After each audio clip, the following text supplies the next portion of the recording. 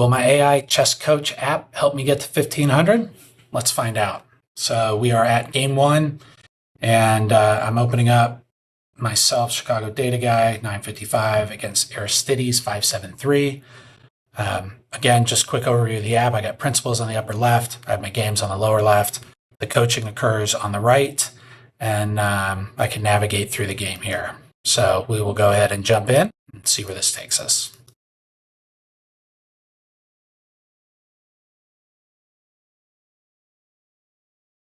Okay. You're at a key moment. Move 7 as white. What are you thinking here? Share your plan or the move you're considering before I reveal what happened. Okay, so what's happening here is this app is very beta, so I'm making changes to it all the time. I've just added a new voice engine to it. I notice there's a slight pause, but that's okay. She sounds a lot better than my last one.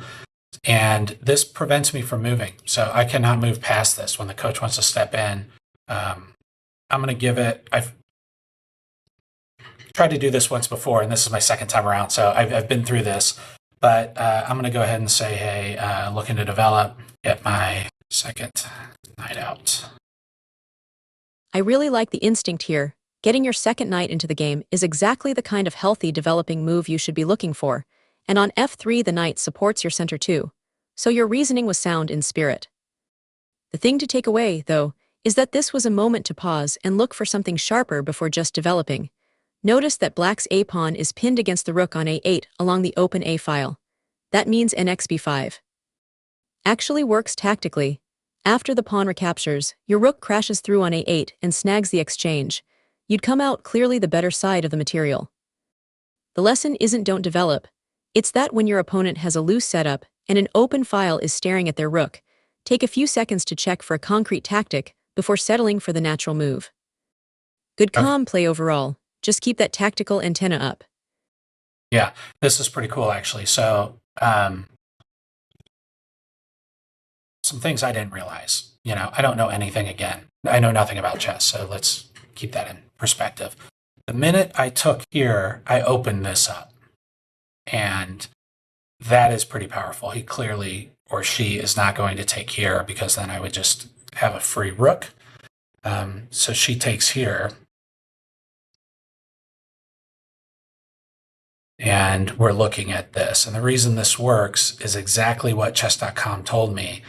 The defender is pinned.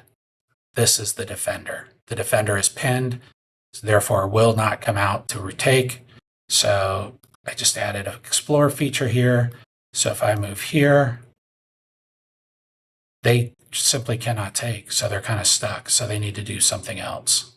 So I'm guessing maybe they do that, at which point I do that. They're still pinned. They still can't take me. They can come in here, but then I'll just put them in check. So really nice situation that kind of once you see it, it's hard to unsee it. So once I see this develop in a future game, I'll have that feeling like, okay, I've seen this before.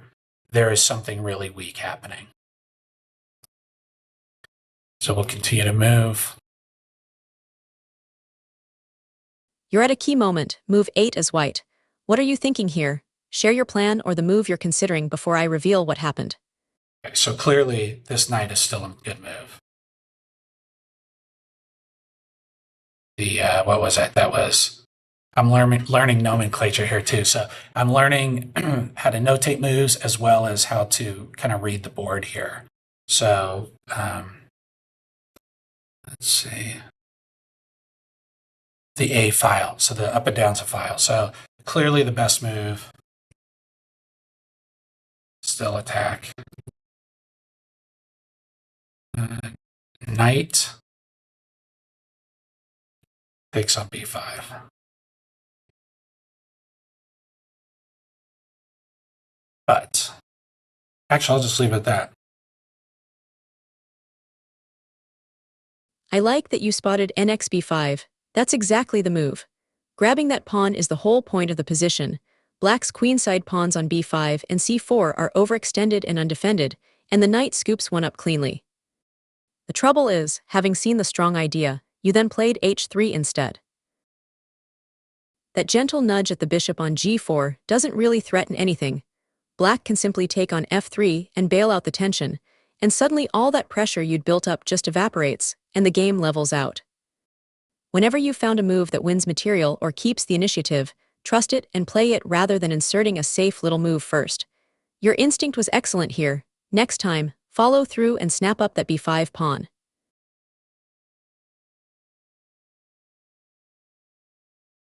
I mean, that the other player. You're at a key moment. Move 9 literally- is white. What are you thinking here? Share your plan or the move you're considering before I reveal what happened. My opponent did absolutely nothing to change the best move. I mean, clearly the best move is jumping over here. But I'll go ahead and throw it a bone, and I'll say, there's a way to note this too. I don't really know. We'll see what it says. Bishop to e3.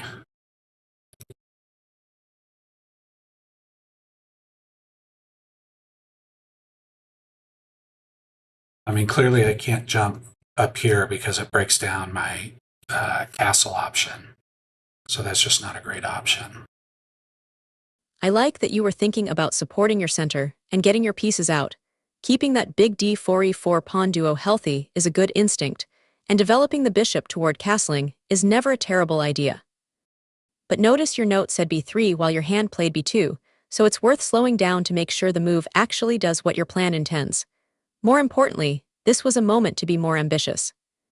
Black's queenside pawns on a6, b5 and c4 are loose and overextended, and your knight on c3 could pounce with nxb5 right away. Even though that bishop on h5 is eyeing your f3 knight, after the trades you come out grabbing material and keeping the initiative, whereas the quiet bishop move lets Black consolidate that extra pawn and equalize the tension. The takeaway, before a calm developing move, always ask whether your opponent has left something hanging. Here, a little tactical alertness wins you a pawn cleanly. Yeah, I can see they're probably preparing to come here. So You're at a key moment. Move 10 as white. What are you thinking here? Share your plan or the move you're considering before I reveal what happened. okay, so what I'm saying here is I still need to develop my bishop. So development is still very important. I think on a prior move it flagged one of my opening principles, but it would be nice to get the bishop off the back line and into the game. Obviously, that knight taking b5 is frustrating to see again and again and again. But it is what it is. So let's take a look. I really like that you were already thinking about completing your development. Noticing that your dark-squared bishop on c1 still needs a home is exactly the right instinct, and b3 would indeed have been a sensible, healthy developing move. So your priorities weren't wrong at all. The trouble is that this position offered you something even better than just tidying up, and it's worth training your eye to spot it. Your knight on c3 can simply grab the loose pawn on b5. After nxb5, if Black tries bxf3, you recapture with bxf3, and you're just a clean pawn ahead with a comfortable position. That little tactical pause asking is anything hanging before I develop would have won you material. Instead, e5 takes a knight that was already nicely placed and moves it a second time, and it lets Black untangle and even seize the initiative, since the knight isn't doing as much on e5 as it looks. The takeaway, when you have a stable, better position, always glance for a free pawn or a loose piece before you settle for quiet development. You were one good look away from a strong advantage here. All right, this all sounds good. You're at a key moment. Move 13 as white. What are you thinking here? Share your plan or the move you're considering before I reveal what happened.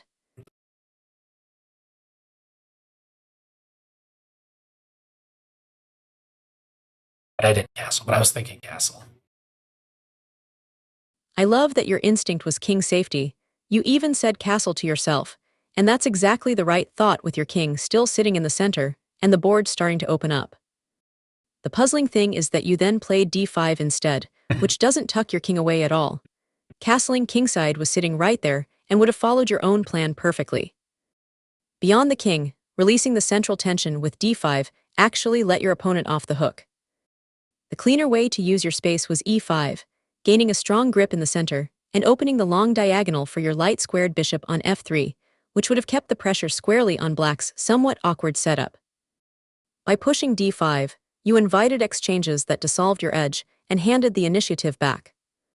2 takeaways. When your gut says castle, trust it and actually do it, and don't rush to resolve the center. Keep your options and let your pieces reach their best squares first. All right, that makes sense. This makes 0 sense. So the right move, I think, is queen, but I didn't do it. I should have exchanged queens. I should add a piece counter up here because I'm not that good at counting, looking at the board and counting, but they've got 2. They got the same. Fourth, they've got more pawns. Yeah, they're up in material. I probably took with my knight, thinking I could then fork them. Let's see. You're at a key moment. Move 14 is white. What are you thinking here? Share your plan or the move you're considering before I reveal what happened.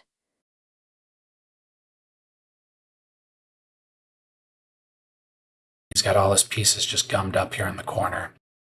So I like that you recognize the queen exchange nice. as the cleaner path. That instinct is exactly right. Since you were already enjoying the better position here, simplifying with qxd5 was the way to press your edge. The hidden point is that after the queens come off and your knight recaptures on d5, your rook on a1 gets to swoop down and collect the weak a6 pawn, turning a small plus into something concrete. Taking with the knight instead kept the queens on the board and let your opponent off the hook. The pressure dissolved, and the game drifted back toward equality. The takeaway: when you're the one with the more comfortable position, look for trades that head toward a clearly favorable endgame, especially when there's a loose pawn like a6 waiting to fall. Good eye spotting it afterwards. You're at a key moment. Move 15 is white. What are you thinking here? Share your plan or the move you're considering before I reveal what happened. Okay, here we go. So I mean, to me, this feels obvious to just go ahead and pluck that one out. That's nice. And then it also secures this spot so my knight can hop in there and just be annoying, because who doesn't like to be annoying in chess? But also putting pressure on that queen would be great, which would also, if the queen decided to move there, would allow me to. So I kind of like that. Thinking maybe they do that, and I do that, and just supreme annoyance, which also affords me to hop in here and check the king. But I did not do any of those. Oh, I did that. I like that you spotted rxa6 right away. That's exactly the kind of clean, simple decision you want to trust. Grabbing that pawn isn't just greedy, it keeps your initiative rolling and gives you a concrete advantage to play with. bg4 isn't a bad idea in spirit, since it pokes at the queen, but notice that your bishop just came to f3. By hopping it again to g4, you spend another tempo on a piece that was already doing fine, and more importantly, you let your opponent quietly consolidate instead of cashing in the free pawn. The takeaway: when there's a sound, obvious way to win material that also keeps your pieces coordinated, take it, and keep developing the rest of your army. Your king still wants to castle too. Trust that first. You're at a key moment. Move 16 is white. What are you thinking here? Share your plan or the move you're considering before I reveal what happened. Just removing the guard off this guy. I'd castle. That'd be my best move. Then I could come right up the middle. Bring this one back. Force exchange.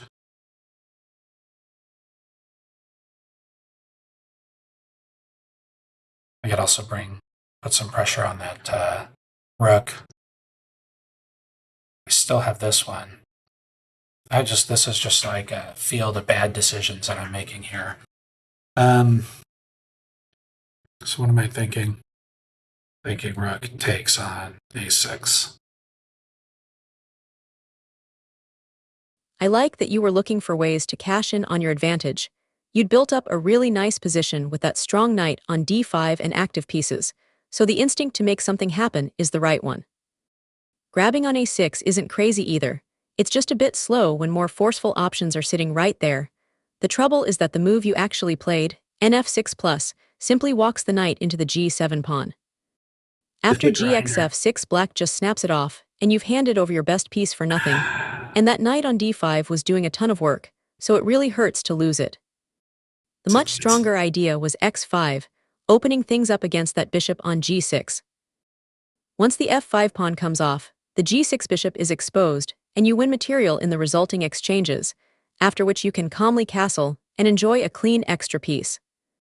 The lesson to carry forward: before a check or a flashy move, always pause and ask, what does my opponent capture? With here, a single quiet pawn recapture was all it took. Keep that hunting instinct, just double-check the knight has somewhere safe to land. Yeah, makes a lot of sense, doesn't it? I mean, You're at a key moment, move 21 as white. What are you thinking here? Share your plan or the move you're considering before I reveal what happened.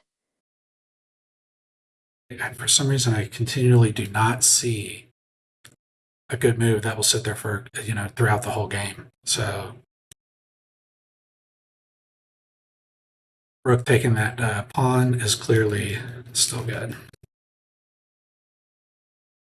Yeah, what I put down here is this rook move was clearly the one to make. I didn't see it before. I didn't see it, on this move. I'm also saying, look, I might want to preserve my bishop.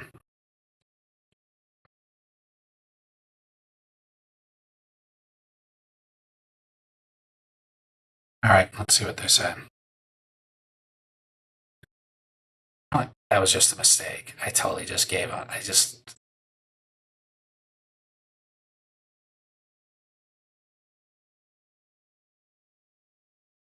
It's not a mistake because the bishop is pinned. I really like that you spotted rxa6 and even felt it was probably best. That instinct was spot on. Recovering that pawn keeps you fighting and gives your rook real activity along the open A file. The thing to watch out for is talking yourself out of the move you've already correctly identified. Here your bishop on g4 wasn't actually in any danger, so tucking it to safety with bf4 solved a problem that didn't exist, and in doing so, you let go of the chance to grab back material and stay in the game.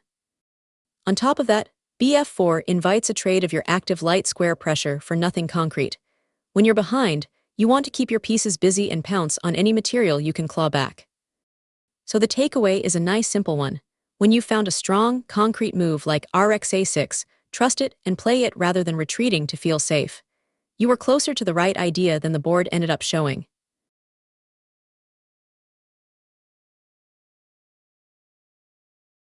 Yep.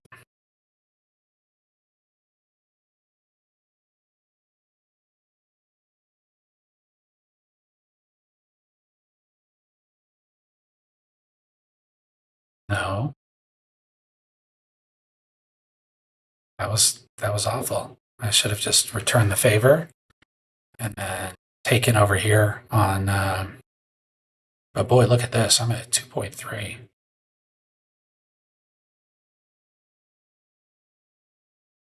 Let me move back. You're at a key moment, move 24 as white. What are you thinking here? Share your plan or the move you're considering before I reveal what happened. It's hard to even watch, to be honest with you. Clearly, I can still support my bishop by moving rook takes on a6.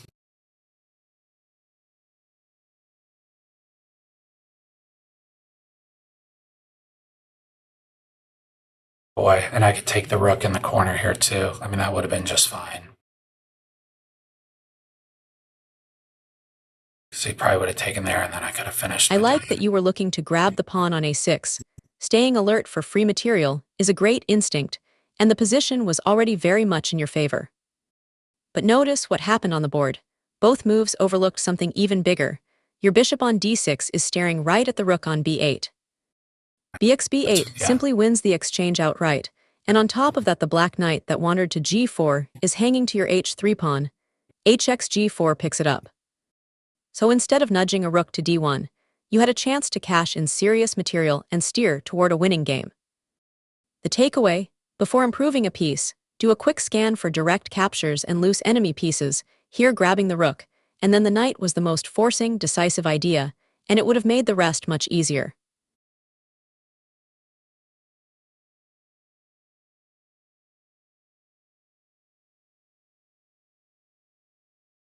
Dude, what am You're I at a key thinking? moment. This Move drives me 25 crazy. as white. It's so What are you obvious. thinking here? Share your plan or the move you're considering before I reveal what happened.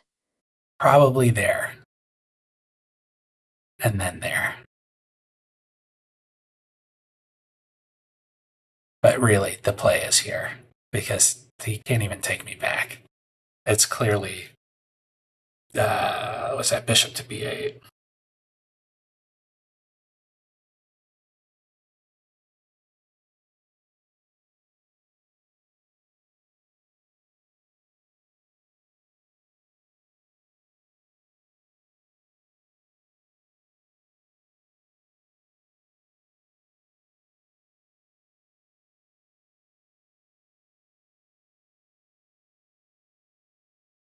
Your instinct here was excellent. You spotted that the bishop on d6 was eyeing the rook on b8 and grabbing it with bxb8 plus wins material cleanly. That was exactly the right idea, and you should trust it. The trouble is that your hand played something different from your head. Re7 plus throws away everything you'd correctly worked out. By thrusting the rook in with check, you let your opponent simply meet it. The bishop or king deals with the rook, and instead of being up the exchange you end up handing material back and standing worse. The lesson to carry away: when you found a clean shot that wins material, double-check that the move you actually make is the one you calculated. A quiet bxb8 plus, followed by retreating the bishop to a strong central post, would have left you firmly in command. Great calculation, just make sure the move on the board matches the move in your mind.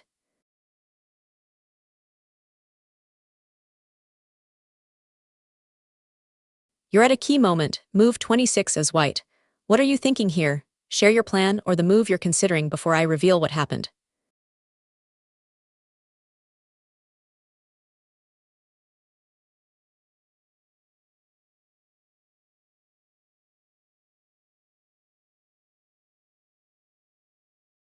Probably bishop here is my. I have no idea. Again, I don't know what I'm doing, but I am thinking bishop to b4.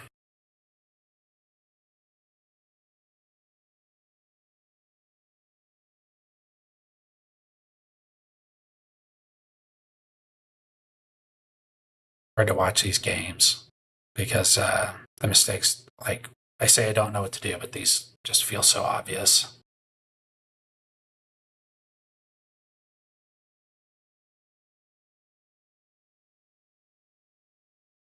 I can see you were focused on activity and grabbing material on f7, and the instinct to make use of that big rook on the 7th rank is a good one. The trouble is the order of operations.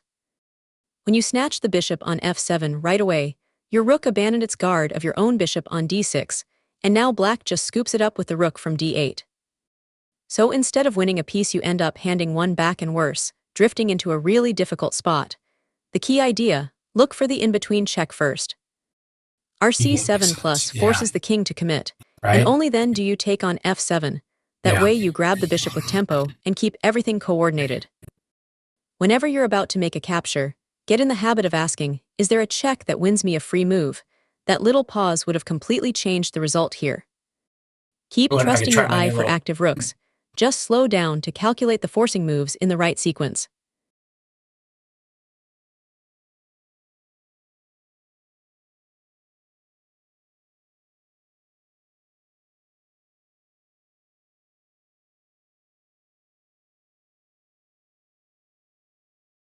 Yeah. So I've got buttons on here as well. I didn't mention these. That will show me um, what's going on the board. Dude, I mean, at this point, I'm just giving away the game. You're at a key moment. Move 27 as white. What are you thinking here? Share your plan or the move you're considering before I reveal what happened. Yeah. Well, I mean, for me, I'm thinking like, let's see if we can get the 7th rank. So this requires I move rook to e1. Instead, I just buried it.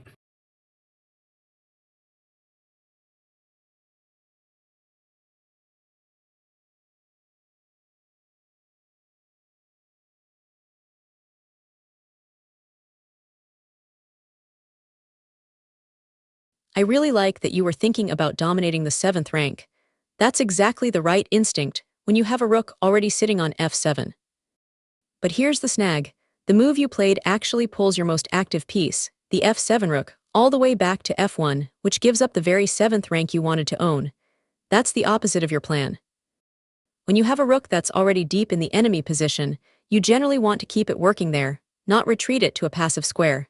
The key chance you missed was a little combination starting with rx d6+. After the king recaptures, your other rook swings to g7, snatching a pawn and planting a rook beautifully on the 7th against black's exposed king. That sequence both wins material and gives you exactly the kind of active, annoying rook you were dreaming of. So the idea was spot on, you just executed it with the wrong rook, and missed the in-between capture that made it work. Takeaway. You're at a key moment, move 28 as white. What are you thinking here? Share your plan or the move you're considering before I reveal what happened.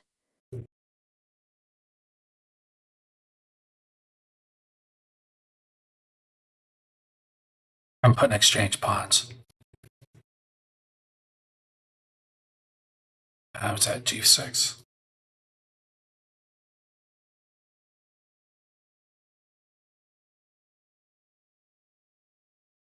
I don't even know if I notated that right. I put xg6. I don't know.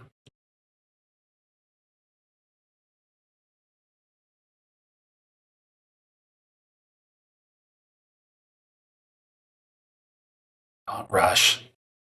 I get the instinct here. When there's a pawn tension, you often want to resolve it, and trading on g6 feels natural. But in this position, the capture actually does your opponent a small favor. It eases the pressure your f5 pawn was putting on g6 and opens lines back toward your own side without creating any real problems for the black king on c6. The bigger point is that your rook on f1 is just sitting there doing nothing. It's clearly your least active piece. Instead of rushing the pawn trade, I'd have loved to see you keep the tension with g4 and then swing that rook over with ra1, heading for the queenside to go after the a6 pawn. That gives your sleepy rook a real job and keeps you fighting. I like The it. takeaway, before resolving a tension, ask whether there's a more useful improving move first. Get every piece working before you simplify.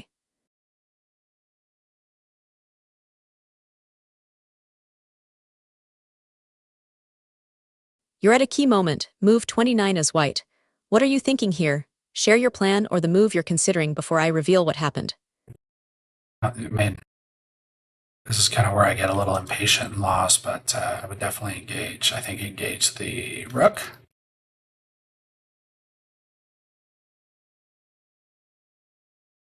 Look at that same stupid a6. I could have gotten that in the beginning of the game.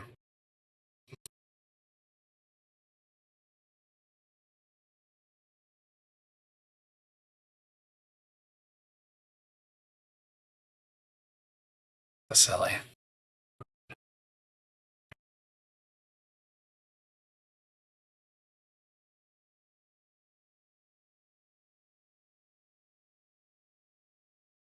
I like that your instinct was to stay active and engage. When you're under pressure, passive shuffling only invites your opponent to slowly squeeze you, so wanting your rooks to do something is exactly the right attitude. The trouble is that your two rooks were beautifully placed doubled on the f-file, and swinging one off to g7, chasing the g-pawn gives up that pressure, and lets black's king and knight breathe. A more biting way to engage was to strike with f4, opening lines for those rooks, and creating real threats against black's loosened structure. That keeps the initiative in your hands rather than handing it over. The takeaway, before you relocate a well-placed rook, ask whether the file it already controls is your strongest asset.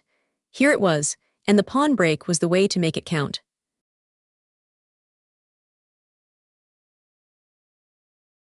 Finally. Look good. Take him. Take him. You're at a key moment, move 32 as white. What are you thinking here? Share your plan or the move you're considering before I reveal what happened.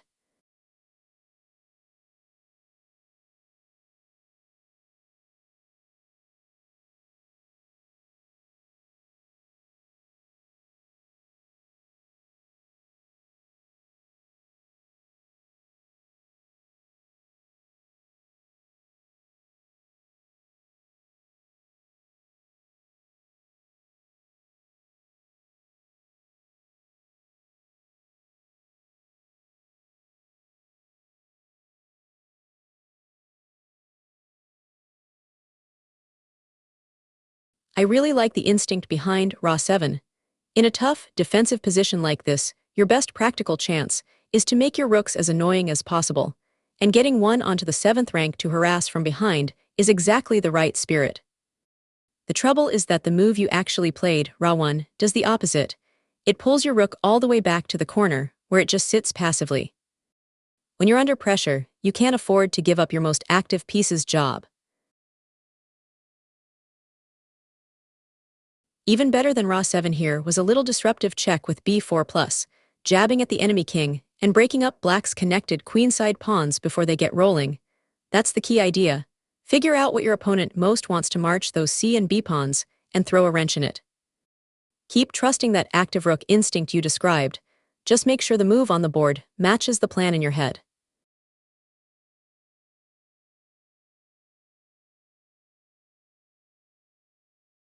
Yeah, because he couldn't really take it because I would take his rook.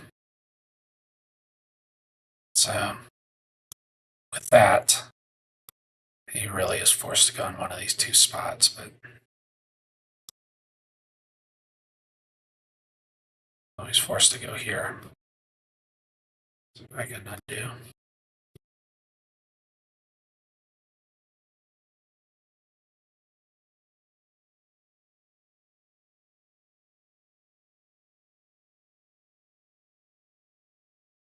Oh boy, he's just trouble. That would have been good.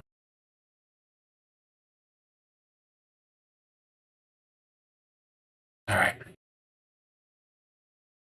We progress.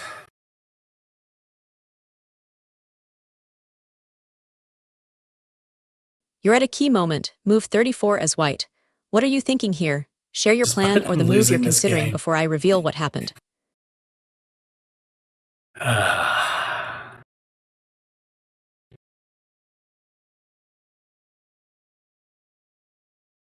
I hear you. When a position feels like it's slipping, it's easy to get discouraged and just shuffle pieces. But this is exactly the moment to fight smart, and your rooks are your best resource here.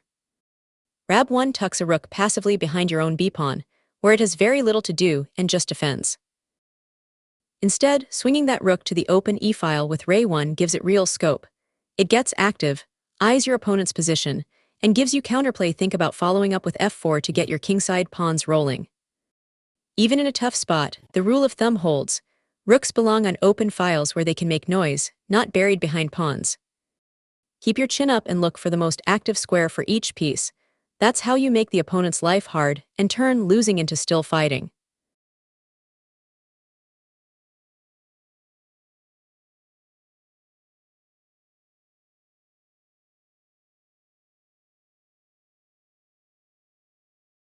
You're at a key moment, move 37 as white.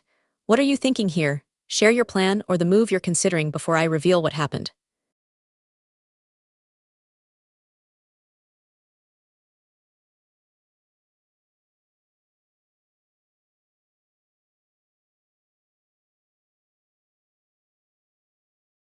I really like your thinking here. Raw 1 was exactly the right idea. Swinging that back rook out to the a-file gets your most passive piece into the game and gives you active counterplay, which is precisely what you need when you're fighting from behind. The trouble is that what you actually played on the board was kh2, not Raw 1. Yeah, I don't think I That even little slip matters. saw him take Tucking the that. king over to h2 doesn't create any threats, doesn't challenge your opponent's strong knight on d2, and hands him a free tempo to keep coordinating his pieces. In a tough defensive position like this, every move has to do work. The lesson to carry forward is simple but golden. Make sure the move you commit to the board is the move you actually calculated. Your plan was sound, trust it and play it. Activating that sleepy rook was your best practical chance to make life hard for him.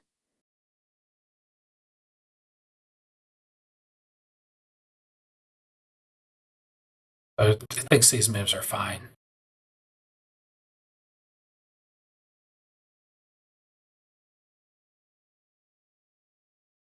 You're at a key moment, move 44 as white. What are you thinking here? Share your plan or the move you're considering before I reveal what happened. Instead of pushing pawns, I block them. Let's see what it says. I like that you're thinking actively here. When you're under pressure in an endgame like this, getting your passed pawns rolling with g4 and h-pawn support is exactly the right kind of fighting plan. The problem is that rh4 isn't the best way to carry out that idea. Your rook was doing useful work on the f-file, eyeing black's f5 pawn, and tucking it back to h4 makes it passive without actually helping the pawns advance. The cleaner route to your own plan was rf3. It keeps the rook on a useful file, shields your king along the third rank, and crucially supports the g4 break you're aiming for. Before committing, it's worth pausing to ask what black is trying to do. Those doubled rooks are itching to give checks and tie you down, so you want your rook placed to both push your plan and answer their threats. Keep the aggressive mindset, just channel it through your most active piece. Yeah, sounds good. All right. You're Where at a was key I? moment, So move 52 as white. What are you that was thinking it. here? I Share your don't know. plan or the move you're considering before I reveal what happened. I'm going back to see when I was actually still in this game. How long ago it was. Like it's -5. -5. Okay. So I was favored here, and then that made it negative. And boy, that move just killed me. Yeah, so I don't know. I learned a lot. We'll see. I learned definitely about this weak structure over here when they're making this line of pawns, the weaknesses that it actually introduces. So I don't know. 955. We'll see. I'll play a couple games. Maybe when I do my game 2, I will be something better than 955. All right. Thanks for joining. Cheers.